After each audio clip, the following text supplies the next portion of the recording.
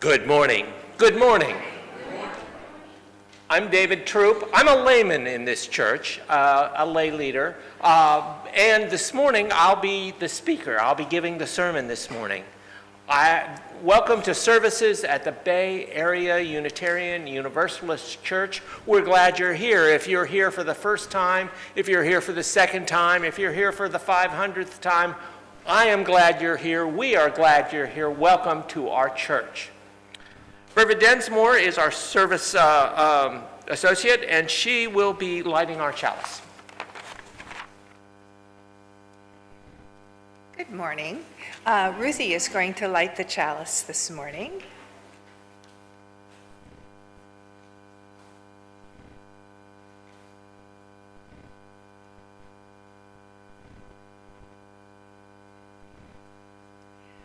Honoring our common connection and our uniqueness, we gather this morning in community, a community united by common ideals: love, justice, diversity, freedom, mutual care, equity. Yet look around. Look at the faces of those around you. Each face represents an individual, every one of us with our own story, needs, strengths, and faults. We light our chalice today honoring our common connection and also the uniqueness that lives within each of us. Please stand in body or spirit now for our opening song, number 347, Gather the Spirit.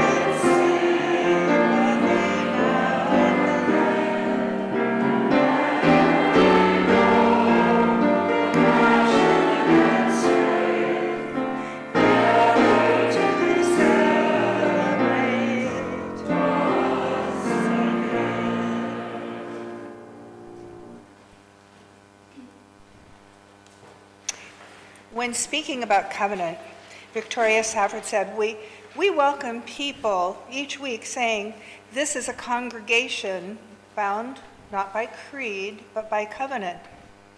We are bound by covenant, each to each and each to all. by what theologian Rebecca Parker calls freely chosen and life-sustaining interdependence. The central question for us is not what do we believe, but more what do we believe in? To what larger love? To what people, principles, values, and dreams shall we be committed? To whom, to what are we accountable? In a tradition so deeply steeped in individualism, it becomes a spiritual practice, each of us to ask, not once and for all, but again and again, even over many years of life. How do I decide which beautiful, clumsy, and imperfect institutions will carry and hold my name, hand, and heart? The life of the solitary spirit is ours, but our answers to these questions call us to speak and to live in the plural. Please join me in saying our covenant. Love is the doctrine of this church. The quest of truth is its sacrament, and service is its prayer. To dwell together in peace, to seek knowledge and freedom, to serve humanity and fellowship. Thus do we covenant with one another.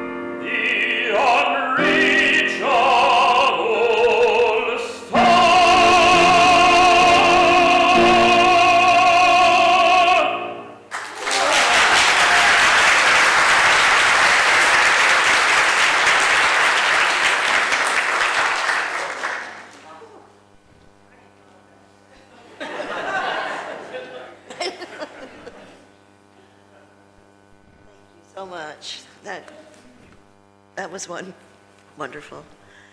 My name is Gloria Miller, and I am the Director of Religious Education here at Bay Area Unitarian Universalist Church. And our story for today, for all ages, is entitled Ish by Peter Reynolds.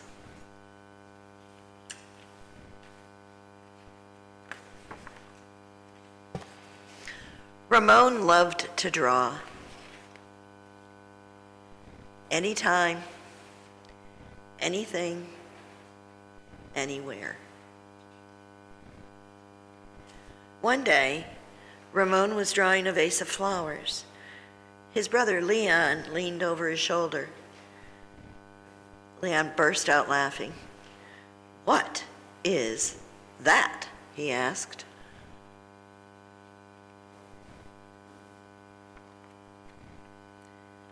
Ramon could not even answer. He just crumpled up the drawing and he threw it across the room. Leon's laughter haunted Ramon, and he kept trying to make his drawings look right, but they never did.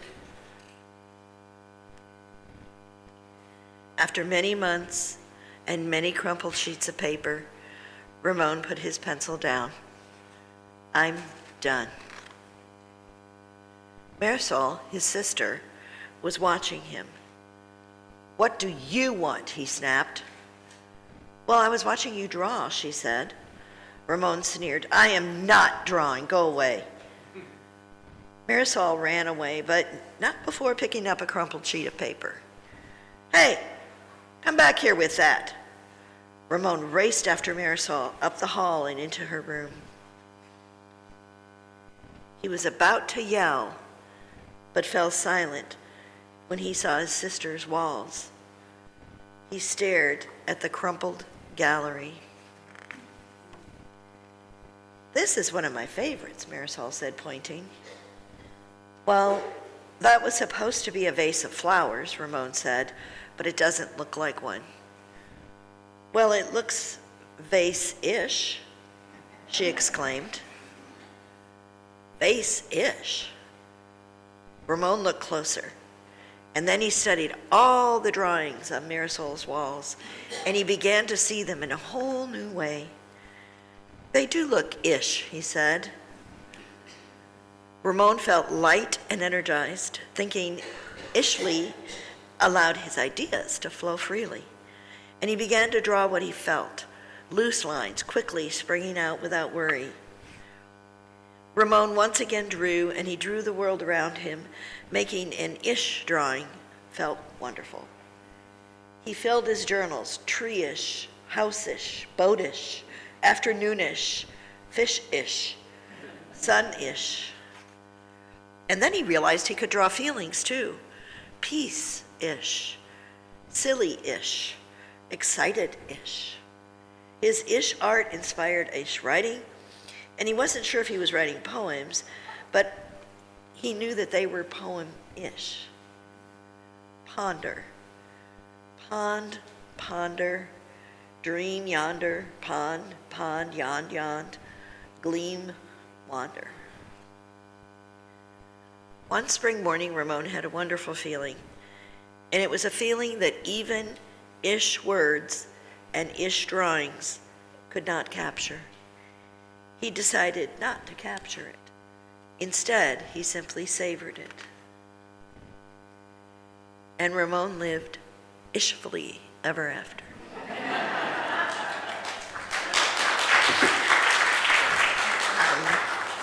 It's at this point in the service that the children recess for religious education classes.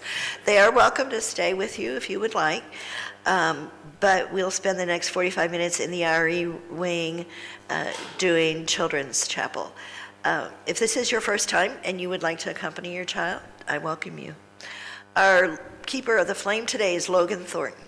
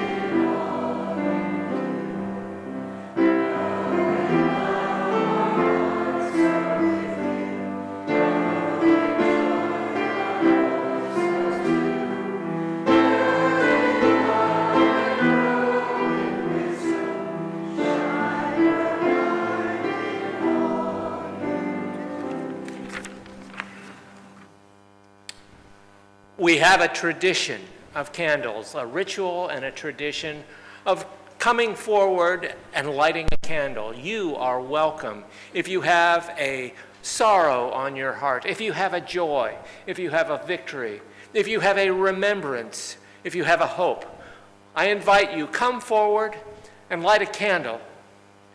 If you are unable to come forward but wish a candle, raise your hand and we'll bring a candle to you. But come forward with what is on your heart today.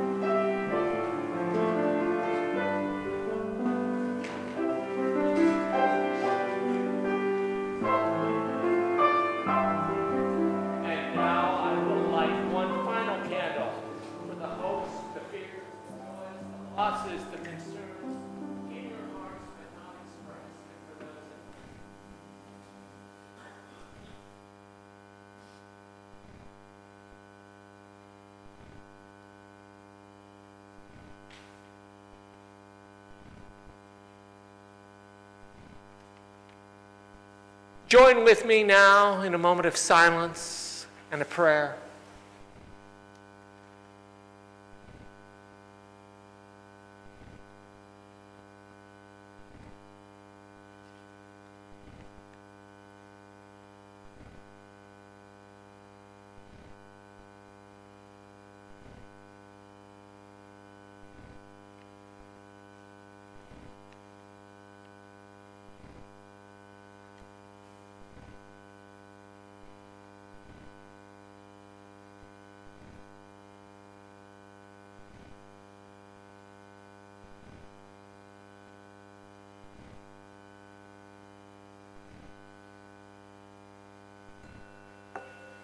Source of all, be present with us. Be present with us now. Be present and listen to the hopes and the longings and the unexpressed fears and the unexpressed needs in the hearts of this congregation. Be present and comfort us. Be present and make us sacred. Be present and bind us together, so we pray.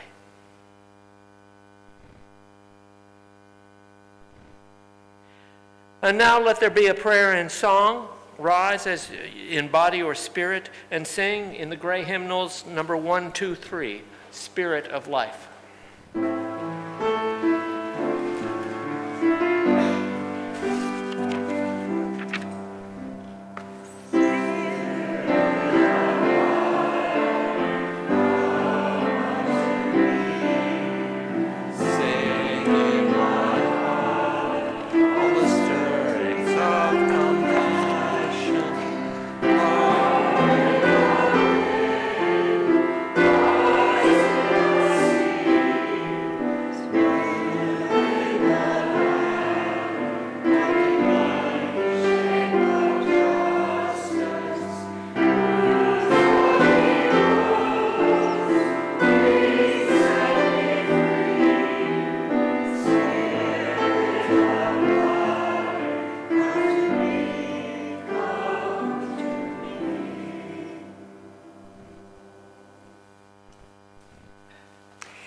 Our reading this morning is by Jack Cornfield, and it's called The Tyranny of Perfection. Imperfections are a part of the display of life. Joy and sorrow, birth and death, are a dance of existence throughout which our awakened consciousness can shine. Yet we long for perfection, the perfect partner, house, job, boss, and spiritual teacher. And when we find them, we want them to stay that way forever. Never to lose the glow, never to grow old, never to have a roof sag or paint peel. We're also taught to seek perfection in ourselves.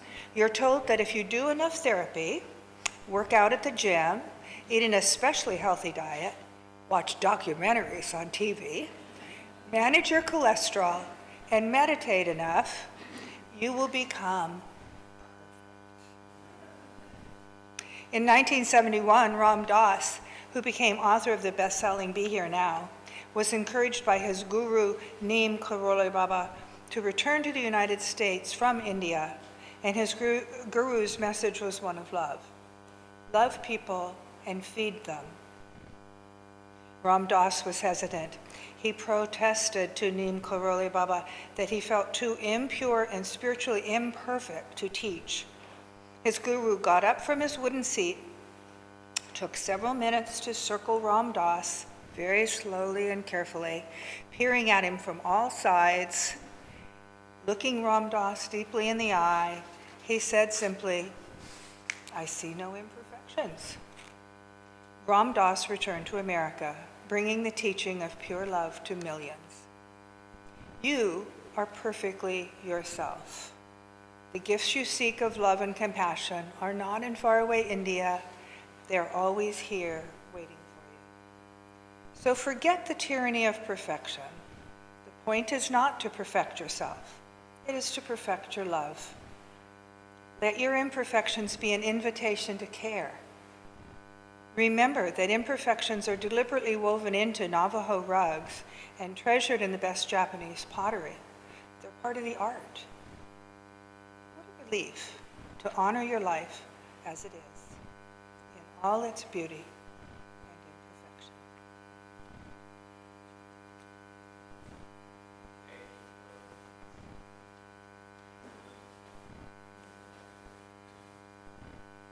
The good faith is messy. My good UU faith is messy. Our UU faith is a lived out faith, a faith of values, values translated into action, translated into service. We live those out not just in our churches, but out in the larger world. And as such, our UU faith is a mess. When we translate our values into action, when we get our hands dirty, we let paint drip on the floor. We do experiments, and they don't always turn out right. We can strive for excellence, but we never, ever do it perfectly. And that's okay. But it doesn't feel okay, does it? It doesn't feel okay. We chasten ourselves for being messy, for being humanly imperfect. Our best becomes the enemy of our good. Our faith can lose its nerve. And thus the native hue of resolution is sicklied over with the pale cast of thought. It happens. We do some good work, we do some good service, we do some kindness, and then we beat ourselves up for doing it badly, missing the mark, flubbing our opportunity, missing the opportunity. We judge ourselves harshly. And it's kind of a side effect, an inevitable side effect of having a faith that is lived out in the world. Now, other times that I've been up here in the pulpit, I've told you about my way of preaching, which is not to tell you something that you didn't know, to give you some truth that you'd never heard before, but rather to bring you back to the truth that you already knew and had laid aside and forgot to practice. I don't expect I'll be telling you anything that you didn't already know today, but I want to bring you back to the truth that you already have imperfectly in your heart. Blaming ourselves for everything and believing that we have hurt everyone around us can be just as damaging to our relationships as convincing ourselves that we've never done anything to hurt anyone. And so we lurch from one side of the channel to the other, blaming ourselves and then denying that we've made any mistakes. Other faiths make right belief sacred, doctrine, dogma, but not our faith, not our UU faith. Rather, our faith rests upon shared values, lived out as actions in the world. Our faith is more than our actions, but our UU faith is incomplete without action, and that's a mess. Always a mess. Story about this sermon. I got a call, an email 2 weeks ago from Katie McQuaig Lucas saying, there's a sudden hole in the schedule, and we have a Sunday morning that's not covered. And she sent it out to a handful of us who have made ourselves available to do spur-of-the-moment lay preaching, and a couple of the other people said, I can't do that Sunday. And I said, I have an idea for a sermon. And 2 weeks is not long enough for me to turn it in. 2 weeks is not long enough to turn it into a sermon, but I'll do it. In Isaiah the prophet, in Isaiah 6:8 said, I heard the voice of the Lord saying, whom shall I send and who will go for us? And then I said, here am I, send me. And I said to Katie, here am I, send me, even though you've got to know in advance, it'll have holes in it, it'll be wrong, it'll be sloppy, it'll be messy. But you've heard my sermons before, and that's the way they are. They have holes in them, they're messy. My lay preaching is messy. I couldn't be up here preaching if I had to do it perfect. I couldn't be up here if I had to do it perfect. And I typed that into my notes on the word processor and said, it's not perfect, it's perfectly. It's not perfect. Fortunately, I've given flawed, messy sermons from this pulpit before. And so far, none of you have thrown tomatoes at me, so... So the lesson I have taken from my previous experiences with that is that if I'm unwilling to be mortified, if I'm unwilling to be embarrassed, if I'm unwilling to be messy, then I'm not risking enough. Because this community will correct me, and then it will forgive me. The action is messy. Our UU faith in action is messy, and our action is messy. And the side effect of that sometimes is that our faith is particularly prone to perfectionism. Because our faith is inherently messy, we are inherently prone to judging ourselves harshly and sometimes to refuse to say yes because we know we can't get it right. We never get it right. We'll get it wrong. There'll be paint on the floor. They'll throw tomatoes, but they'll miss. My perfectionism becomes trouble for me when I try to perfect those things which are not mine to perfect. When I inevitably fail at that, when I feel distressed, when I feel guilty, I'm likely to beat myself up and then have another go at it. And then there are the second order effects, because everybody assures me that I shouldn't feel guilty, and now I feel guilty for feeling guilty. And I become afraid to try because the inevitable failures of my earthly human attempts. But we draw wisdom into this tradition from all over the world, and I found a quote from the race car driver, Mario Andretti.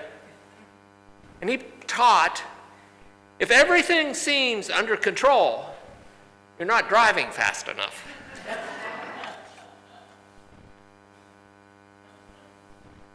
The essence of my perfectionism is that I get afraid to do acts of service because the stakes are high, and I'll certainly do it wrong. Or I'll be afraid of doing my own chores, or my repairs, or my self-control. All of those things, I'll put that off till tomorrow because I can't do it perfectly today. But I have a long history in this faith of making a mess.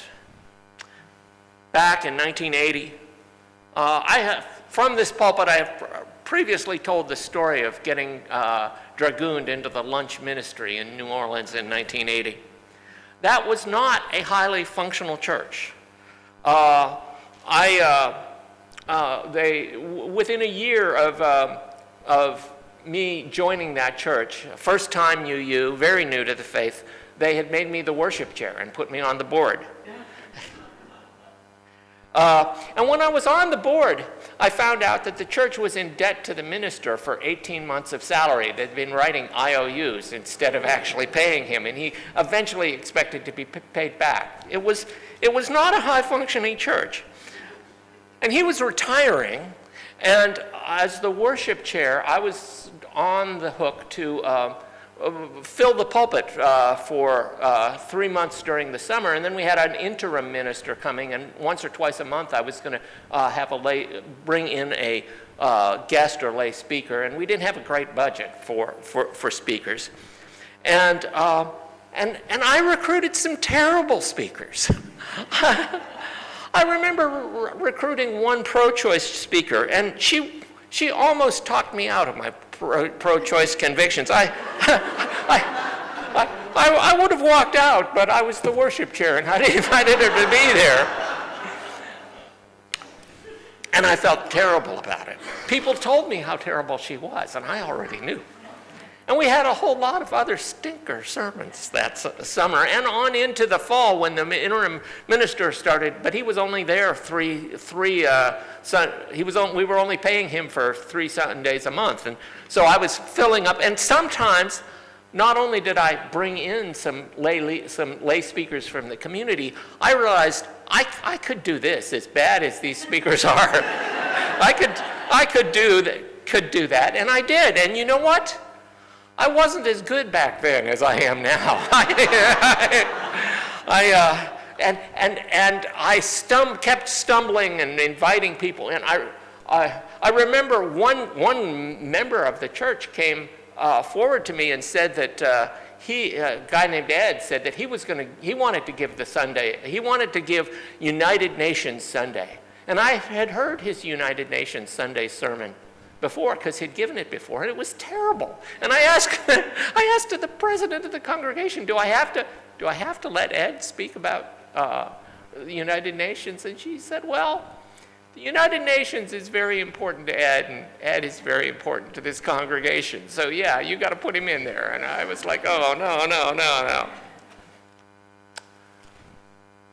Towards the end of Reverend Sid Peterman's interim ministry, he apologized to me. He said, David, you've been asking for help, screaming for help, sending me messages for help, and I haven't given you hardly any help at all with this. And I apologize for that, but he says, you have to realize this was a pretty dysfunctional church when I got here. And he said,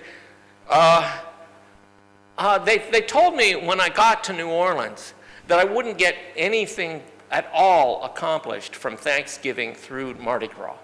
And I knew I had a lot of training as an interim minister, and I knew how to resist the lethargy and the stuckness of a dysfunctional church. And boy, was I wrong. I didn't get anything done at all between Thanksgiving and Mardi Gras. That's just New Orleans. But at least there was always a speaker in the pulpit, even if they were terrible, and you always got somebody to play the piano. And the worship committee that you ran was not split with personal arguments, and as bad as you were still sort of functioning. We might call that functioning-ish. So I ignored you because there were other fires to put out, and I felt better about my messy, imperfect, sometimes terrible contributions. And that time in New Orleans, I was volunteering for some other organizations. I was volunteering for a community crisis hotline, and I was volunteering for a charity called Bread for the World and a few other charities. And one of the things that I noticed was when I volunteered in any of these, I would mess up. And I got beaten up in the others. People let me know how disappointed they were in my failures. But there was something as dysfunctional as the UU Church was, it celebrated me and thanked me and recognized me and sat and made sacred my offering, even though it was a mess. My UU contributions were somehow accepted, imperfect as they were. And the result of that is 40 years on, I'm still doing it here. So here's a pro tip. Find you a forgiving, affirming community, because you have to be the one that forgives yourself in your perfectionism, but it's a whole lot easier when you have friends and colleagues who forgive you and remind you that your imperfect offering is still sacred. You need to do your remedies, make any needed apologies, and then get back to the workbench. Why do you hold yourself to these impossible standards? Why do you hold yourself to these impossible standards? You would rather feel guilty than to admit that you are powerless. When you bend yourself over and beat yourself up with perfectionism, you would rather feel guilty than to admit that this is not a perfection that was allowed to you. It's not your perfection to reach. You are powerless you do not have the power in you to be perfect. And you hate to admit that, and you'd rather beat yourself up. But I tell you, let go. If you can't be perfect, it's not your duty to be perfect. And this is a community that will accept you as you are.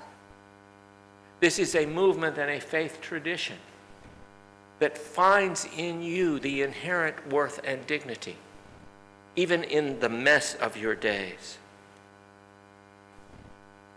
The act of wrestling with questions and doubts and your self-recriminations can be part of a deepening and authentic faith rather than a sign of its absence. Your wrestling with your perfectionism and overcoming it is part of deepening your faith, deepening your authentic, in the world, messy faith, rather than a mark of its absence. But you say, how then do I draw the line between striving for excellence, and you should strive for excellence, and I do strive for excellence, versus perfectionism? And I tell you, you already know that. You already know that. I'm just here to urge you to do it. You can ask yourself, I'm sloppy. Am I being too sloppy? Is it within my power to be a little less sloppy? You can ask yourself, does this fear and remorse keep me from doing a good deed? Am I avoiding my duty? Am I avoiding my service? Am I avoiding getting out of bed in the morning because of my guilt and remorse? Then that's excessive, and you know how to tell that. Well, what are you going to do about it? Turn to this community. And so far, they haven't thrown tomatoes at me. Ask yourself if you need to make amends. Ask yourself, look at this fiasco that I've just created. Could I forgive a friend if they'd made such a mess? Could I forgive them if they apologized? And if so, get back to the workbench.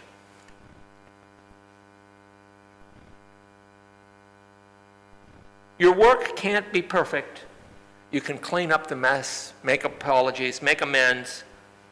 It's true that no good deed ever goes unpunished, and yet there's a path back to wholeness. There's a path back to sacredness. When I was in the UU church in Huntsville, I headed up the cooking. I headed up the cooking for the canvas dinner.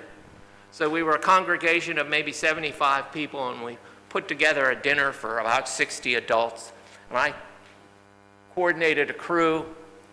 We cooked up chicken, and the oven in the church was small, but we got some really large ice coolers, and we wrapped the chicken breast in foil. So we cooked half the chicken in the small oven, put the cooked chicken breasts in the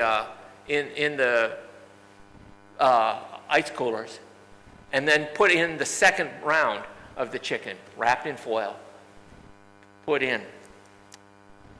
And then the chicken, and then the service started. We told stories about the church. We talked about its service. There was singing, and then we served the chicken. And somehow, the oven had gotten turned off for the second batch of chicken. And we served like 45 pieces of really good chicken and 45 pieces of raw in the center chicken. And I was beating myself up for that. I have never felt more loved for being a mess than I was. We just, the choir sang some more songs. We found some musicians to sing a while. We put the chicken back in the oven, and eventually it got cooked. Dinner was really late.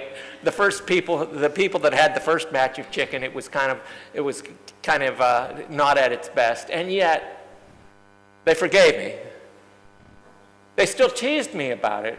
Arvid Plax, some of you know Arvid Plax, he was there that night, and he teases me about that to this day, but I was loved. So the pro tip is find you a loving and an affirming community to forgive you when you mess up. Make your needed apologies, and boy, I did that on that time. But don't be afraid of serving raw chicken. Some victories come only with the messiness of giving up control. Sometimes you don't find out how loved you are by a community until you screw up and scandalize everybody there. Some victories come only with the messiness of giving up control. So, our messy faith flourishes best in forgiving communities. And where can you get that? Where can you find a loving and supportive community? How about right here? Look around at these people. There are familiar faces, there are unfamiliar faces. If you have a mess, if you have a mess in your life, bring it into this congregation, this community. You already knew this, but I'm here to remind you this Sunday morning that you're in the right place. Come with your flaws, your mess, your imperfections, your punitive perfectionism. Bring it here. Join these forgiving people so that you can forgive yourself and get on with the business of our Unitarian Universalist messy faith. Get back to the vital business of this blessed messy faith here, now, today, with these people. Be here. Thank you.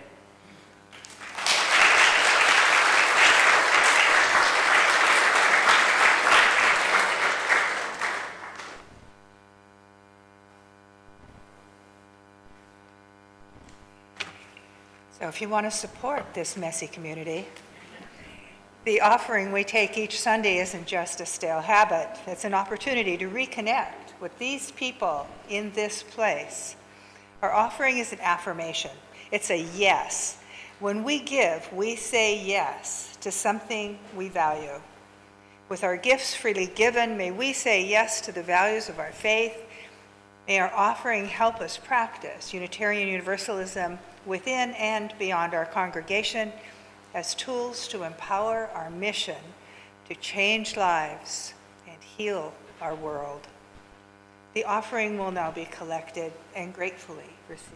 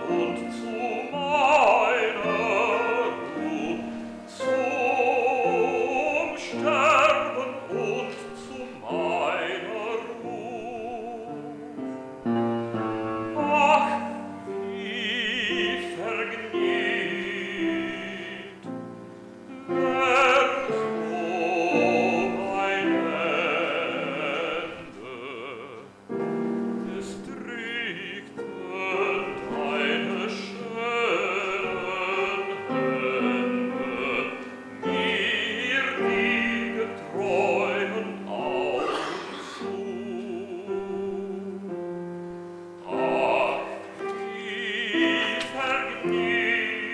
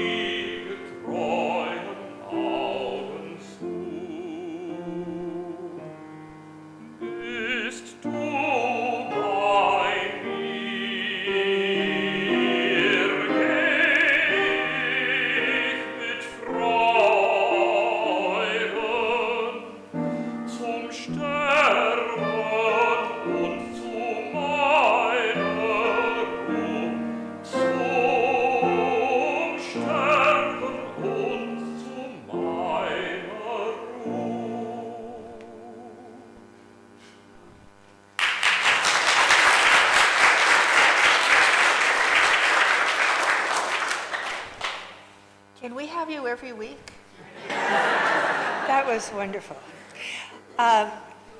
In October, there's going to be a Fringe Art Festival here, and Sean Bisbano has more information and sign-up sheets. So if you have art you want to share, see Sean after the service. And now it's time for our other announcements. Oh, we do need to bless the offering. Thank you, Barbara. And please bless the offering with me. The words are in the order of service. This gift from the abundance of my life blesses me, our ministries, and the world. Thank you. Announcements. This Wednesday, July 17th at 6:30. Thursday. You know, I just take what I'm given. But it's Thursday. July 17th at 6:30 p.m. You're invited to Good Trouble Lives On, a Vigil for Justice at the Bay Area Community Center in Seabrook. On the anniversary of John Lewis's passing, our community will gather to honor his legacy and stand for justice, voting rights, and human dignity. Wear your yellow shirts and come to be a part of this peaceful, community-centered event, and all the details are in the insert in your order of service. Mark your calendar for the Texas UU Rock for Justice concert, Coffee House, on the evening of Friday, July 18th. We will gather in Cockrell Hall to watch a broadcast of the live concert. Musicians include Kia Hartwood, Dan DeLeon, Parker Woodland, and others. The concert is a benefit for the UU Church of Brazos Valley. There will be refreshments and dancing. And on Saturday, July 19th, you can be busy all week in this church. The hospitality ministry team invites you to a theater outing at Standing Ovations Theater, which is just across El Camino, across from the church. Check your order of service and email blast for a link and get your tickets and all the details. And best of all, our very own Charlotte Harden and Jeff Coletta are part of the cast. I know, isn't that good? At 12:30 today, families, parents, and children are invited to a delightful family potluck lunch, also in Cockrell Hall. And while the children play and are cared for, parents will have a chance to engage in conversations about parenting topics. If you didn't bring a dish, please come anyway. There will be plenty to share. And this week, exciting news, our new youth director, Corrine Stankler, will join the middle and high school youth for lunch and conversation. Later, she'll meet with parents to introduce herself and begin building the relationships that are so important to our vibrant youth program. Don't miss this wonderful blend of food, fun, and parenting insights.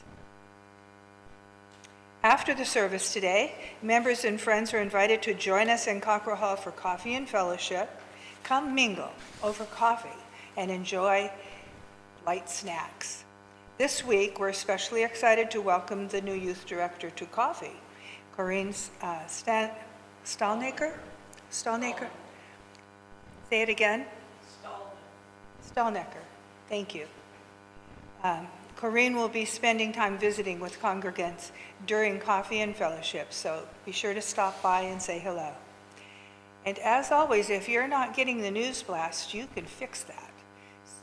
Use the QR code on the screen or go to BAUUC.org and sign up so you will get all the details about all the wonderful activities happening here in the church.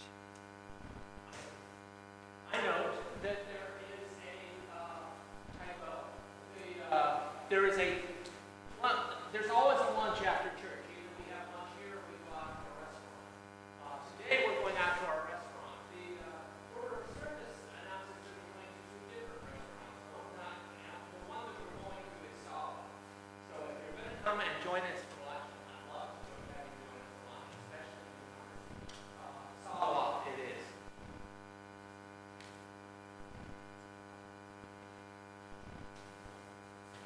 Please stand in body or in spirit as you are willing for hymn number 331, Life is the Greatest Gift of All.